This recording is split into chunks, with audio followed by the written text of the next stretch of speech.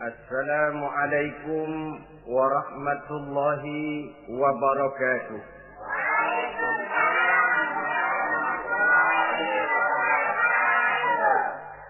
Bismillahirrahmanirrahim. Alhamdulillahi rabbil alamin. Wassalatu wassalamu ala asyrafil anbiya'i wal mursalin, Sayyidina wa maulana Muhammadin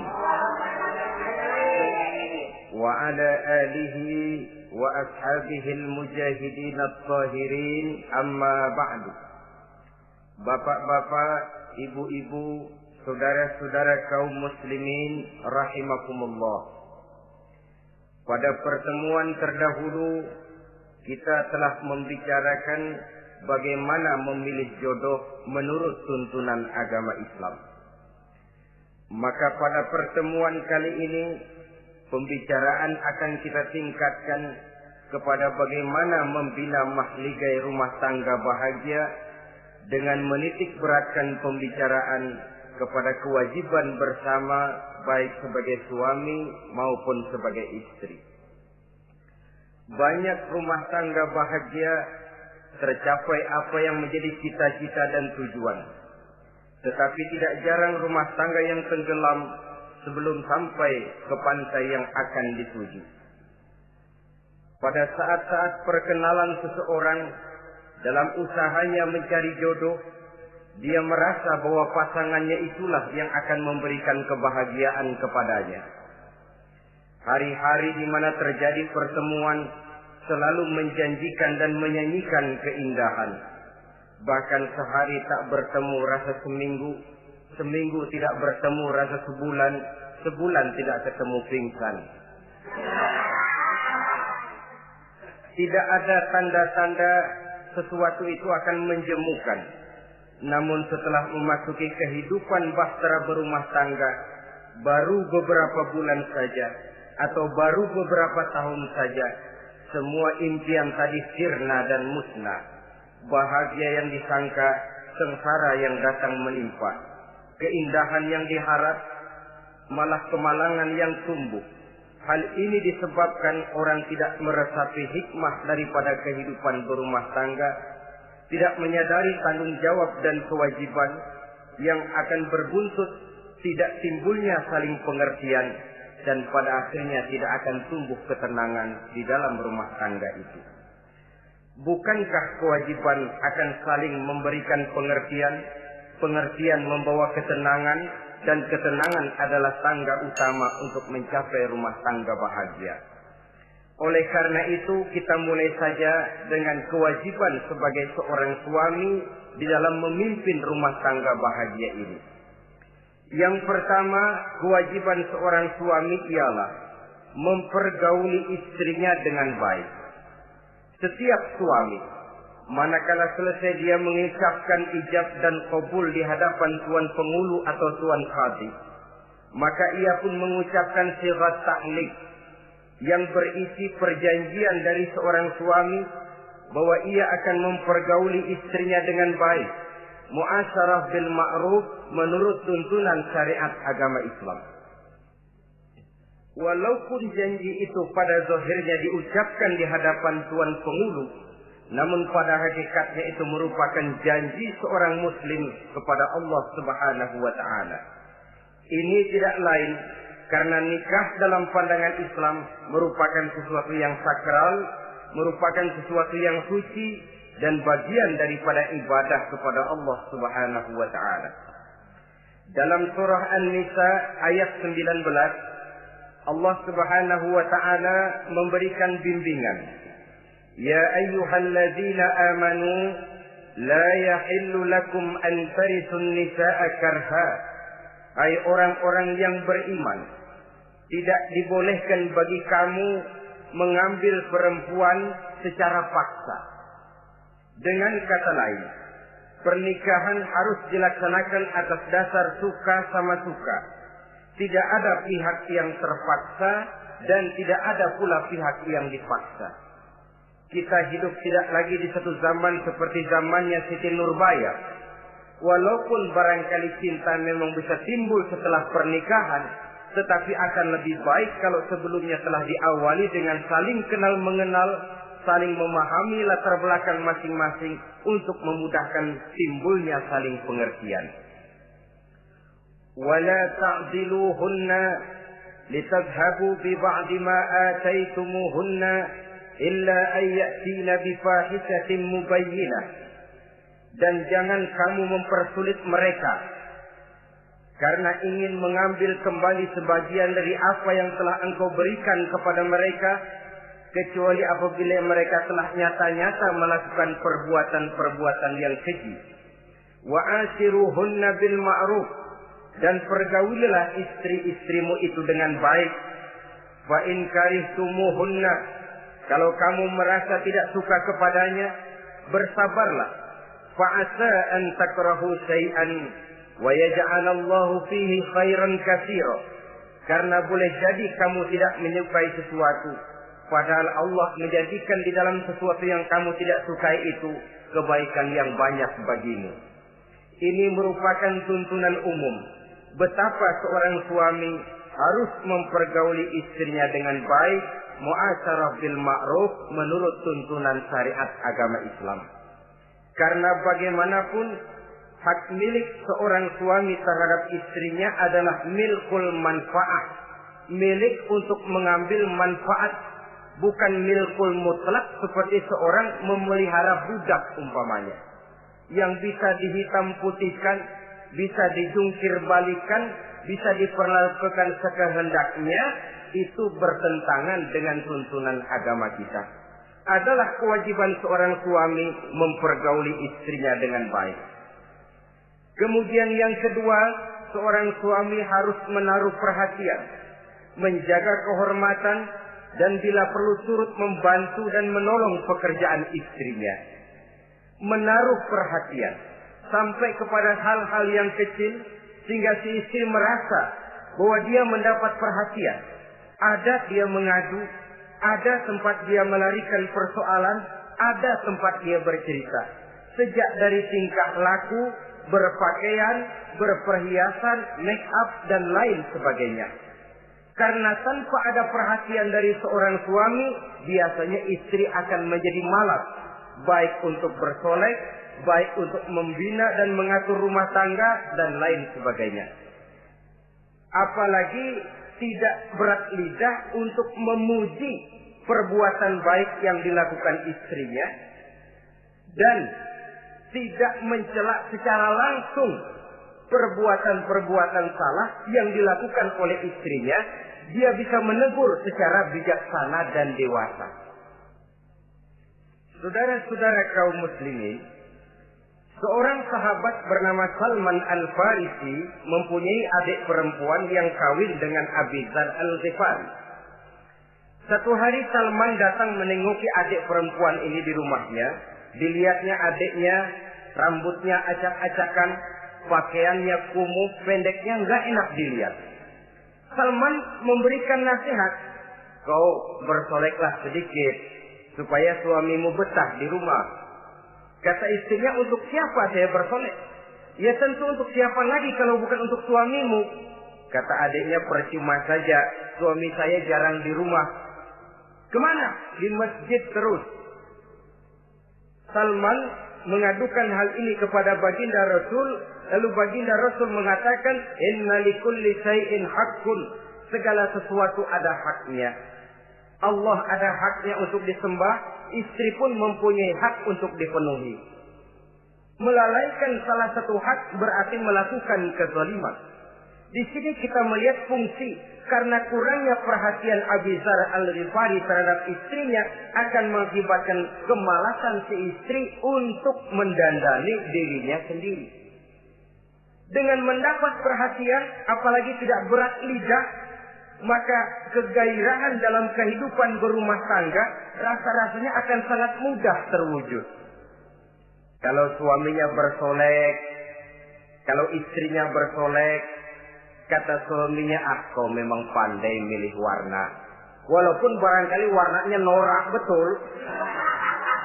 Tapi kalau pada saat itu seorang suami jujur, kan akan timbul pertengkaran. Kadang-kadang Istri bersolek, suami apa katanya? Lu sih dandan mangga dandan sama. Ini kan sudah tidak menghargai, tidak menaruh perhatian. Udah dah, dandan nggak dandan sama, gue kenyang melihatnya. Saudara hadirin yang saya muliakan, tidak menaruh perhatian. Sehingga si istri merasa tidak diperhatikan. Nah kalau sudah tidak diperhatikan, lihat saja. Jangankan dalam contoh seperti berumah tangga, apa saja. Seorang anak kalau sudah tidak merasa diperhatikan oleh orang tuanya, dia akan sewenang-wenang. Begitu juga seorang pegawai kalau sudah tidak merasa diperhatikan oleh atasannya, semaunya kerja. Pun seorang istri, kalau dia merasa sudah tidak diperhatikan oleh suaminya, akibatnya dia akan dandan semaunya, dia akan ngurus rumah tangga semaunya, dia akan memasak masakan semaunya. Nah kalau sudah semaunya begini, alamat tidak akan ada keharmonisan di dalam kehidupan rumah tangga itu sendiri. Suami yang baik sangat menaruh perhatian kepada istrinya. Dari hal yang kecil sampai pun kepada yang sebesar-besarnya. Tapi tidak berarti nyeleneh. Apa itu nyeleneh? Menaruh perhatian bukan selalu mau ingin tahu. Jangan lantas suaminya yang beliin bedak, suaminya yang beliin. Itu nyeleneh namanya. Overacting. Terlalu berlebih-lebihan sampai kepada sesuatu yang tidak pada tempatnya. Di samping menaruh perhatian juga menjaga kehormatan. Dan bila ada waktu, dia turut membantu, menolong pekerjaan daripada istrinya. Bukankah seorang perempuan mau melakukan nikah dengan seorang laki-laki karena dia mendambakan hidup yang bahagia? Terus terang saja kan kadang-kadang istri kita ini lebih banyak borongan. Yang saya maksud borongan artinya ya sebagai istri ya dia. Ya nyuci ya dia, ya masak ya dia, ya membersihkan rumah tangga ya dia. Istri borongan. Baiklah kalau barangkali memang kondisi ekonomi kita belum menunjang ke arah sana. Walaupun istri berkewajiban untuk taat kepada suami, tetapi adalah wajar suami pun tenggang rasa dan timbang-timbang. Rasulullah saja kadang-kadang dan tidak jarang menjahit bajunya sendiri, memperbaiki kasutnya sendiri. Artinya pada waktu yang terluang dan memang bisa dilakukan, jangan mengandalkan kepada istri. Dengan demikian istri merasa bahwa resiko membina rumah tangga adalah merupakan resiko bersama. Saudara-saudara, yang ketiga, seorang suami yang baik memperhatikan yaitu tidak mengeluarkan kata-kata yang kasar. Sebab apa? Perempuan adalah makhluk yang paling cepat tersinggung. Perasaannya sangat halus. Dan saya kira perempuan itu lebih sakit ditampar dengan bahasa daripada ditampar dengan tangan. Kalau ditampar dia dengan tangan, urusannya paling nangis 2-3 jam sudah sembuh. Tapi ditampar dia dengan kata-kata, ditampar dia dengan omongan, itu sangat menyakitkan hatinya. Seorang suami yang baik tidak mengeluarkan kata-kata yang menyinggung perasaan, kata-kata yang kasar. Dia pandai menggunakan kata-kata yang baik untuk menghidupkan rumah tangganya. Rasulullah seringkali memanggil Siti Aisyah itu dengan Humaira. Humaira dari kalimat ahmar yang kemerah-merahan. Sebab rupanya kulit Siti Aisyah itu kuning kemerah-merahan seperti tomat mengkel. Sehingga panggilannya Ta'ali ya Humaira, kemarilah wahai yang kemerah-merahan. Alangkah indahnya panggilan ini. Kadang-kadang kita mah jujur suami ini. Ketahuan istri bongkok, enak banget bongkok, sini loh.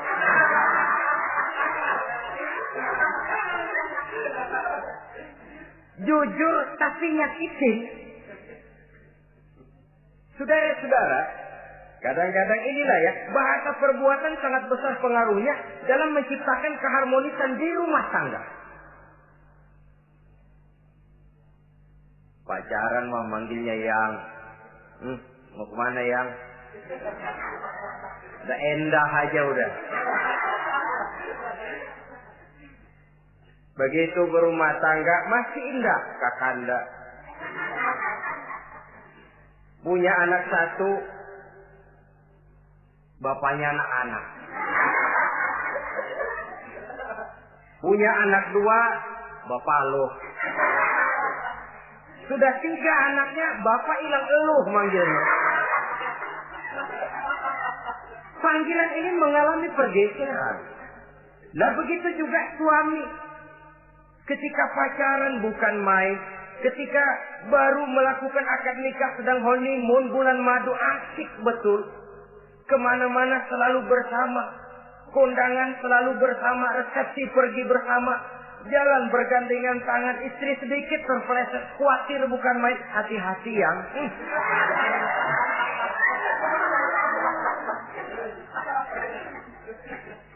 Sudah anak 3, istri ngajak kondangan, kata suami, lo pergi duluan aja dah.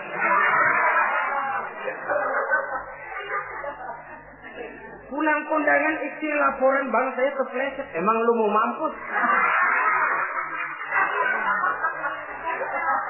Kejam betul. Hilang panggilan yang tadinya begitu mesra. Saudara hadirin yang saya muliakan, ini kata-kata.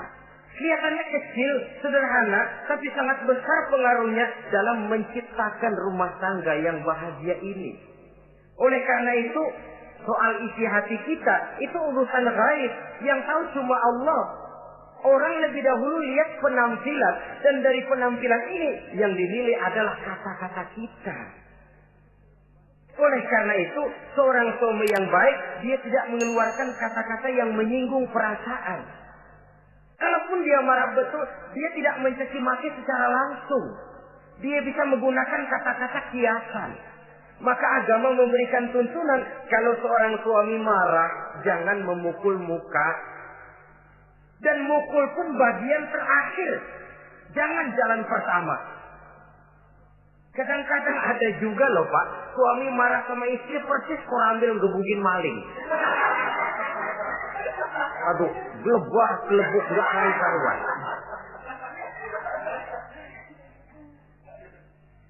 Jangan, kata agama kalau kau memang ya melihat tingkah laku istrimu yang tidak enak, tegur dengan kata-kata lemah lembut. Lemah lembut tidak bisa, sedikit keras. Sedikit keras masih nekat, bentak. Bentak pun tidak bisa juga, pisah tempat tidur. Pisah tempat tidur masih tidak bisa juga, pukul. Jangan mukanya, bagian lain dari tubuh. Itu pun tujuannya bukan untuk menyakiti, tapi untuk mendidik. Saudara hadirin, misalnya istri tidak sholat, suami tampil. Bu, sholat. Mboknya malu sama tetangga kalau nggak sholat. Dengan lemah lembut masih tidak kena. Besok kencengan dikit ngomongnya. Mari kan udah saya bilangin sholat 2 kali, belum mau juga. Oh sholat jadi. Mulai naik tensi omongan. Masih nekat. Begini saja. Saya dari kalem sampai bentak udah. Sekarang kamu nggak mau juga sholat, saya mulai nggak enak pikiran. Mulai ntar malam kamu tidur kamar depan, saya kamar belakang. Pisah tempat tidur.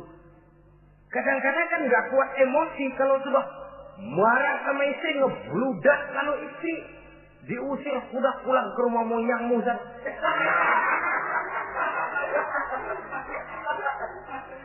Kata agama jangan, pisah tempat tidur saja. Sudah, kamu tidur kamar depan, saya kamar belakang. Pisah tempat tidur. Kenapa? Nanti malam kalau hujan turun, pikiran berubah, berasa perlu, tinggal pindah kamar. Secara psikologis, saudara-saudara. Jadi melalui processing. Oleh sebab itu, kata-kata sangat besar pengaruhnya di dalam membina kehidupan berumah tangga. Seorang suami yang baik tidak mengeluarkan kata-kata yang bisa menyinggung istrinya. Sebaliknya, istri pun demikian. Tidak mengeluarkan kata-kata yang bisa menyinggung perasaan suaminya. Sebab lebih dosa besar kata-kata suami istri yang menyinggung suaminya, walaupun sama dosanya ya. Tapi lebih besar ketersinggungan seorang suami ketimbang seorang istri ini. Namun agama memberikan tuntunan suami lebih dahulu yang diajarkan. Jangan mengeluarkan kata-kata yang bisa menyinggung perasaan. Baik itu menyangkut dandanan istri, caranya pakaian, caranya jalan, ataupun masakannya.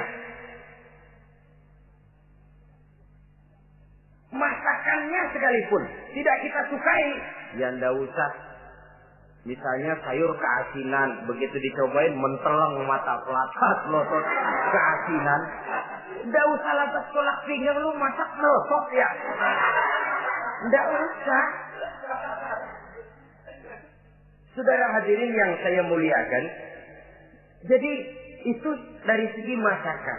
Dari segi pakaian, umpamanya istri kita berpakaian tidak sesuai dengan tuntunan agama, cukup kita bisa berkata, pakaianmu sebenarnya bagus, motifnya, potongannya, kainnya, cuma mbok kok kelihatannya kok potongan badanmu kok kelihatan betul dengan terbungkus pakaian seperti itu. Alangkah lebih baiknya, nah dengan demikian istri nggak terlalu tersinggung daripada sudah dandan bagus-bagus. Lalu istri suami ngobrol kata yang gak enak. Bagus lo kayak nangka dikerosorin.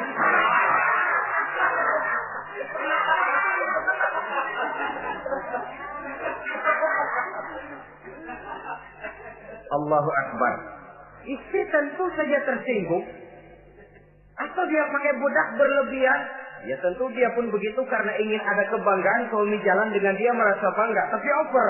Bedaknya berlebihan, lipstiknya berlebihan. Suami usil. Begitu mau berangkat kondangan istrinya keluar nanya mau main topeng monyet di mana?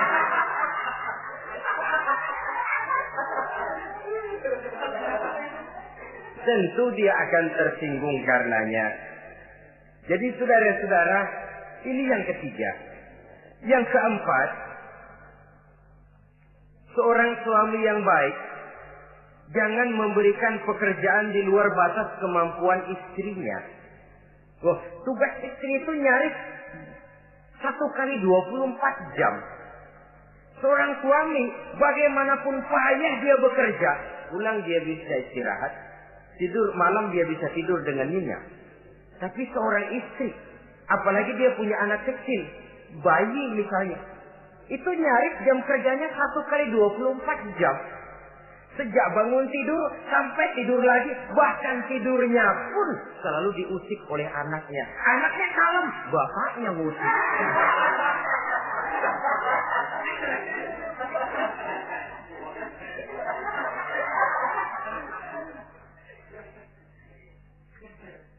Jadi jangan memberikan pekerjaan di luar batas kemampuan.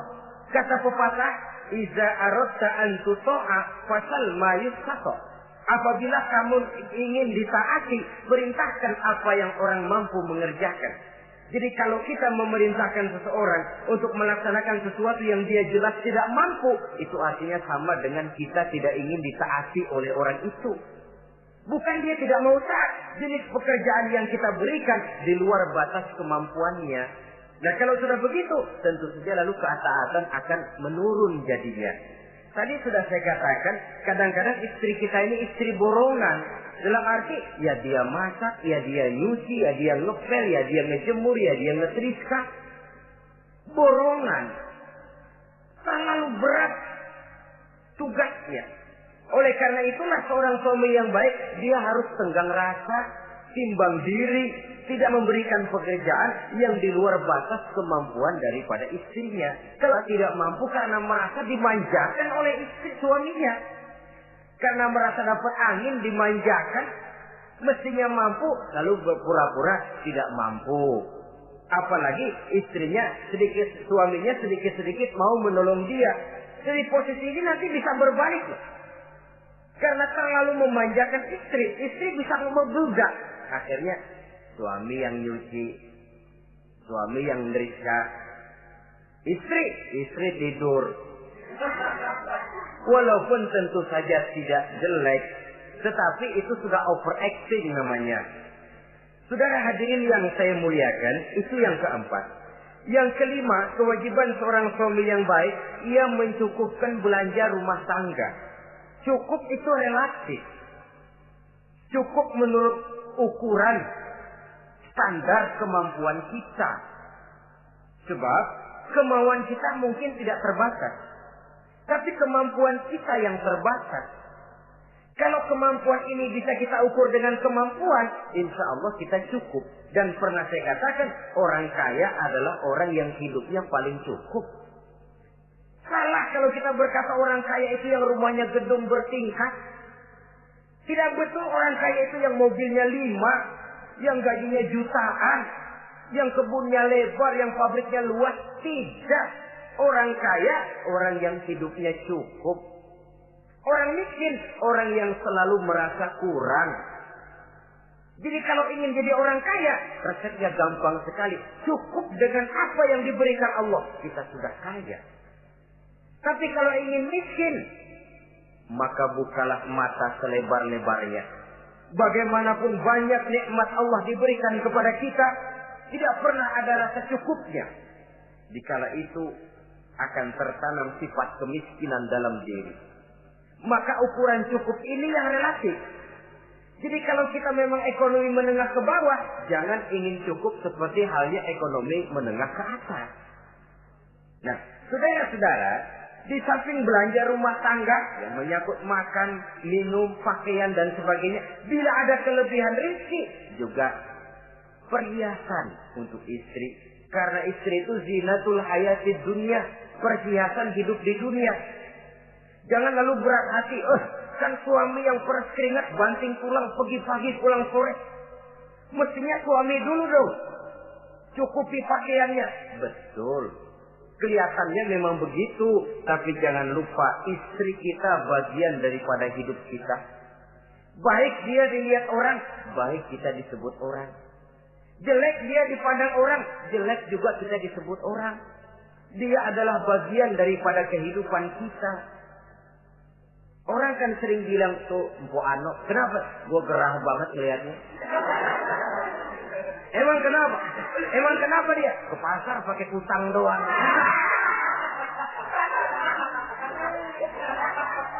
Kata temennya, terang aja dia kan binnya si Meun itu.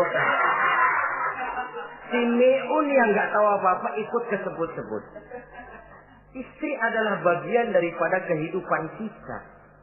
Zolim seorang suami mentang-mentang dia merasa dia yang cari duit, lalu buat dirinya dia beli pakaian yang mahal-mahal. Istrinya cuma nggak karung doang dipakai. Istri adalah bagian daripada hidup kita. Baik dia dilihat orang, baik kita disebut orang. Jelek dia dilihat orang, akan jelek juga kita jadi pembicaraan orang. Ini tidak lain karena dia merupakan perhiasan bagi suami dan bagian daripada kehidupan seorang suami.